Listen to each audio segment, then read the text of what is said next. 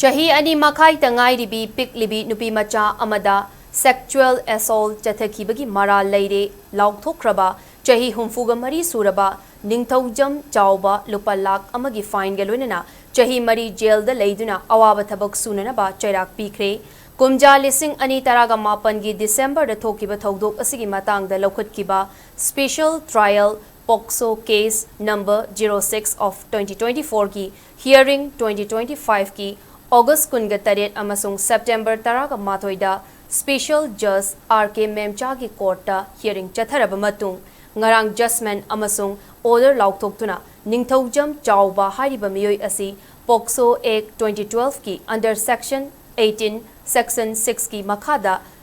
thodok asida conviction pikibani ngasi makhatana Special Judge R.K. Memcha ki court ta sentence hearing chathaduna ningthaujam chawbagi mathakta pigadaba chairak laukthokibani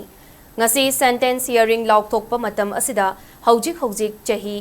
humbudra mari suraba lafupa tera khunau khordak awangdagi ningthaujam chawba apokpa laikhidraba N Biramangol Singh lupa lakh amagi fine thiba ngamdrabadi chahi amaga jail da awaba thabak sunanaba phadok oina leigani karigumba fine ge senfam piba ngamlabadi madugi senfam tangkhai aduna victim da pigani amaromda lenga ki mari leinaba victim compensation scheme gi makhadasu lupa lakh ani ki senfam victim amasung mahaki imung manungda pigadabani haina khanganki